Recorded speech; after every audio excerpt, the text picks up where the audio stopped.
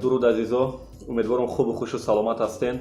дар пасманзари ин ҳама видеоҳое ки аз куруно ва аз баҳсҳои сиёсӣ ва аз баҳсҳои иқтисодӣ аст дар шабакаҳои иҷтимоӣ, бахусус дар саҳифаи ютуб ва аз ин баҳсҳое ки мавзӯи шоу доранд азизои мо, ман бисёр мехоҳам ки ба як мавзӯи хеле кӯчак вале инқадар муҳим дар зиндагии мо таваҷҷӯҳ кунед. ин дар мавзӯи ки тобистон омад, гармӣ омад ва то куҷо мо бояд ба кадом қоидаҳои оббозӣ риоя кунем. Ва ман бисёр ташаккур мегӯям аз ҳамкасбонамон дар кумитаи ҳолатҳои фавқулода ки як пешниҳоди хеле ҷолиба дар саҳифаашон коштанд. имсол тобистон пештар гарм омад. мо медонем ки моҳи май аллакай хеле гарм буд, вале бо ҷурми будани куруно дар кишвар нуқтаҳое ки барои оббозӣ дар душанбе ва дар дигар манотиқ буд дертар фаъол шуданд.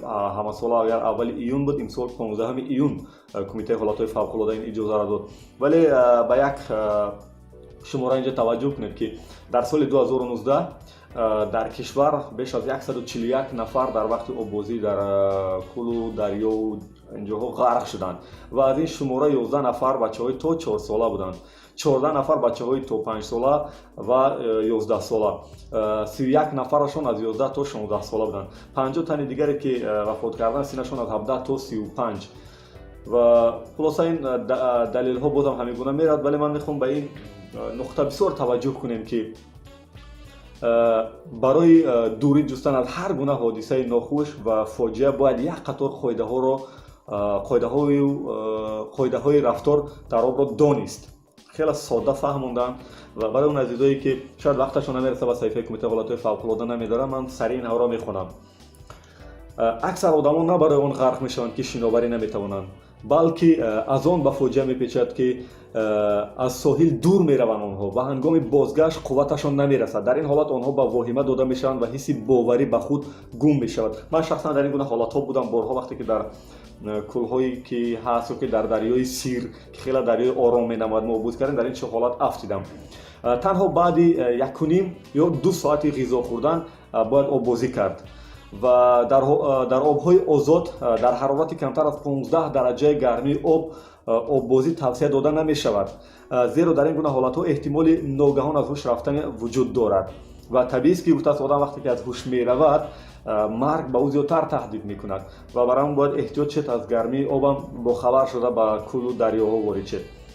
набояд дар ҷойҳое ки ношиносанд, яъне барои шумо муҳит, ҳолат, географияш ошно нест, набояд оббозӣ кард гуфтааст, зеро ба қаъри об метавонад онҷо санг бошад, кундаҳо бошад ва дигар ҳатто шишапораҳо бошад.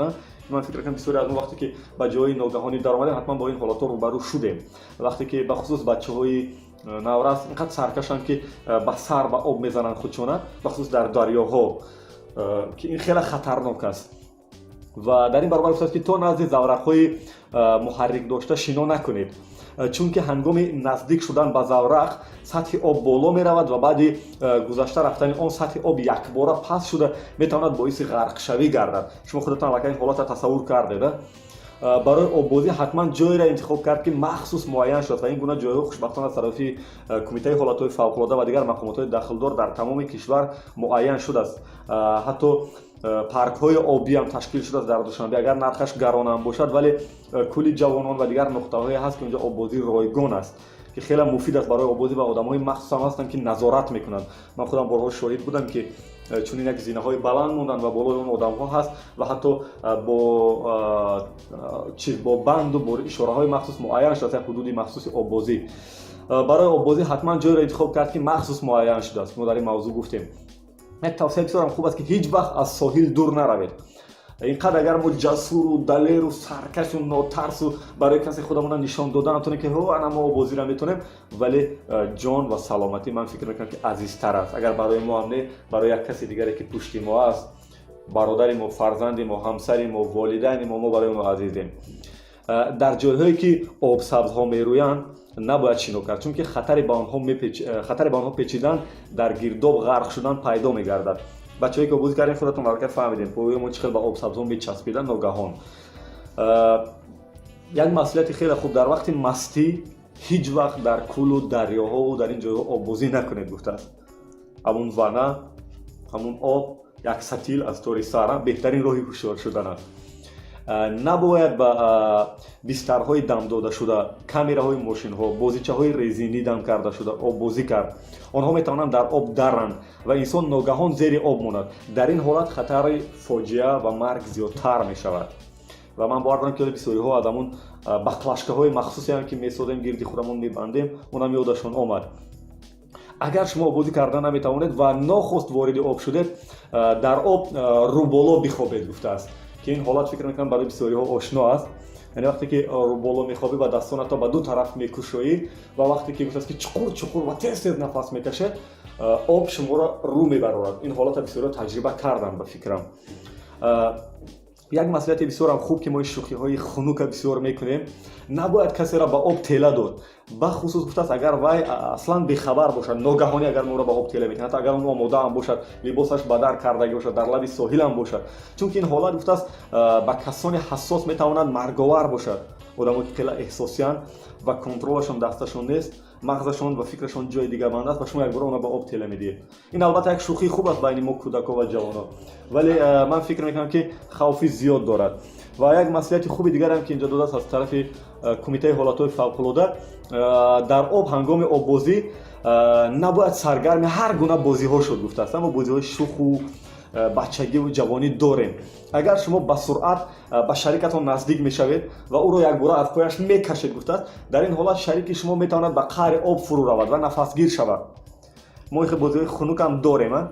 ман фикр мекунам ин гуна бозиҳо, ин гуна шӯхиҳо дар як ҷойҳое шояд зарур аст буданаш ки он ҷойҳо барои оббозӣ муқаррар шудааст ва нафарҳои зиёд шуморо назорат мекунанд. ин хеле ҷода метавонем мо шӯхиву ин гуна беҷурухиҳо накунем, вале он ҷойҳое ки хеле хавфнок аст, моро контрол намекунанд, аслан ки оббозӣ набояд кард, вале ки кардем, мутаассифона ин чизро бояд риоя кунед агар кардем.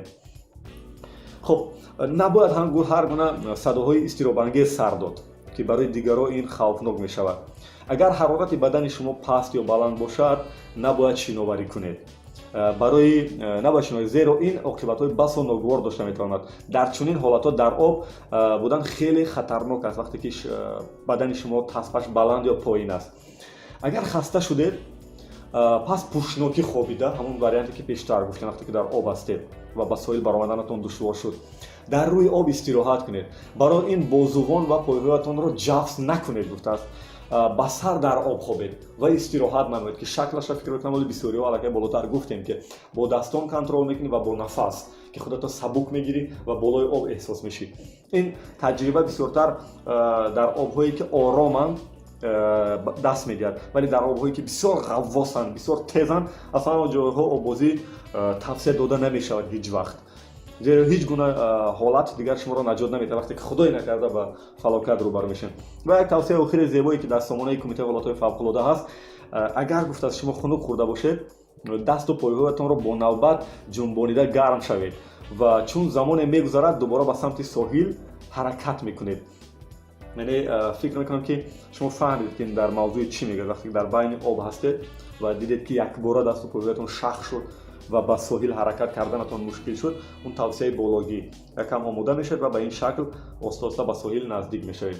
ва як маслиҳати хубе ки кумитаи ҳолатҳои фавқулода додааст, гуфтааст дар ҳама шароит, дар ҳама вазъияту ҳолат ки ин шабу рӯз тобистон аст, вақти оббозӣ шуду ин чизо, ба рақамҳои 112 занг занед ё 93 880 28 19.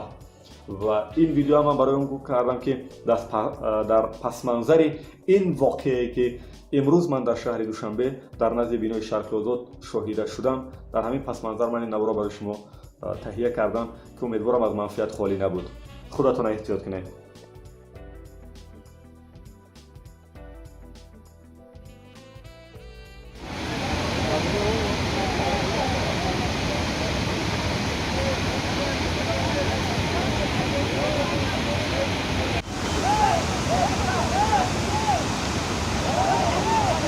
Jak masela?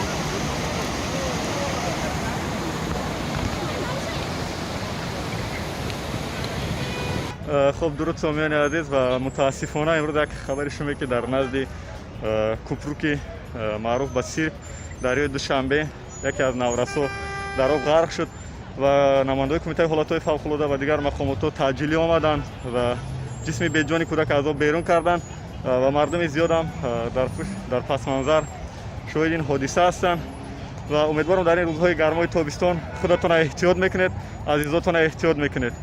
بدرود.